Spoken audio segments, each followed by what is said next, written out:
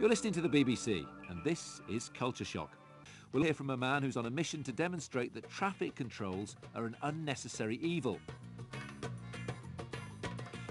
Now, time for a traffic report, but Culture Shock style. We know we need to regulate our roads, but we resent waiting around on a red light when there's not a car in sight. So what about scrapping traffic lights altogether and letting human nature take its course? Cutting down on stress and pollution and making drivers responsible for their actions. After all, from Holland to the United States, new urban projects are allowing people to take back control of their streets with surprisingly good results. Martin Cassini is a British television broadcaster as well as a member of the International Advisory Council of the Kyoto World Cities New Mobility Programme, and he's on a mission to rid the world of traffic controls. He joins me in the studio now and he's going to tell us more in a second, but first let's hear an extract from one of his documentaries where the word on the street is a little irate. There's too many red lights in London, I think. They need to be red for an eternity and green for like seconds. Around 60-65% in light in London is really too long. So we're waiting too long for nothing. They're a waste of time with traffic lights. OK, Martin, well, you've clearly got a lot of people on your side there. I mean, most of us hate traffic lights, but we know that there are also reasons for having them. What are your main reasons for wanting to ban them? Instead of harnessing human nature, which is basically cooperative, they oppose it. They tell us we're stupid, basically. They tell us we can't use our own good judgment and common sense to decide when it's safe to go. But if we had the simple, common sense, common law rule of first come, first served, all road users, whether on wheels or on foot, would take their turn more or less in the sequence in which they arrive. If there are no controls, and I've filmed junctions where there are no controls, and I've observed them for years, people just relax and they look out for each other. Instead of it being like a war zone, instead of, a fight for gaps in green time in the traffic, we just interact, engage a bit of eye contact, wave each other on, filter, and it becomes a treat. It becomes a pleasure. There's a return of courtesy, mutual forbearance, which used to be at the heart of traffic policy. OK, how do you plan to demonstrate to the powers that be that we actually don't need traffic controls? How can you prove your case? I mean, it does exist in a small way here and there around the world. In Montana, the chief traffic engineer there, Charles Dornsife, got rid of speed limits. As a result, he achieved a 30% drop in accidents and a 7-mile-an-hour spontaneous drop in average speeds. He says the desired effect of speed limits is achieved by removing them.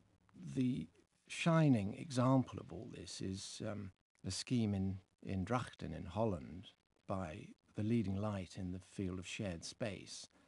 His name is Hans Monderman. Monderman has got rid of 24 out of 25 traffic lights. Accidents have virtually disappeared. He doesn't have any more accidents, and so has congestion. With minimum delay, no incident, no problem, no aggravation, just works. It just works. OK, a small town in Holland is one thing. Can this become a global model? Is that what you want? Yeah, if it works on the micro scale, who's to say it won't work on the macro scale? OK, and how will you make sure this happens? Right. How are you going to campaign for this to happen? I'm at the core of this film or TV series will be a monitored experiment in deregulation where we get the agreement of a council to switch off the traffic lights and take away the controls, perhaps even the speed limits, for a period of time. Transport research laboratories say in order to monitor air quality, the difference in air quality between traffic which is controlled and held up at lights and traffic which is moving freely thanks to there being no lights would take about 6 months. So this is going to be a fairly extended experiment. So you're going to look at how much pollution drops, how much traffic flow increases. How will you measure traffic flow? Just the number of cars going through a junction per hour, for example? Yes, by observation, by counting. Journey time will have cameras in cars that will negotiate the same route with a series of junctions controlled and with a series of junctions not controlled, so that you can judge journey times. I think you've got great faith in human nature, but the proof will be in your experiment. So maybe when you've done it, we can have another conversation. Best of luck. Thank you very much, Martin. Thanks. Russell, do you think this is a new kind of anarchism or a reaffirmation of human nature?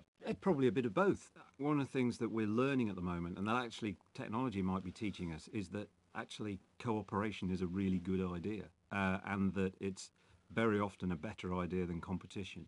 You see it in open source software, you see it online, you see it in all kinds of places where actually human nature, when trusted, is actually a pretty good thing, and that people will often behave selflessly knowing that there's a kind of greater good that will accrue to them as well when they do it.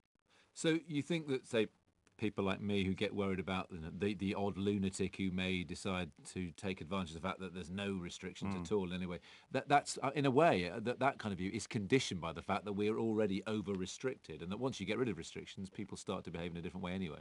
I suspect that's true because the lunatics will always be there, and people will die on the roads, whatever you do.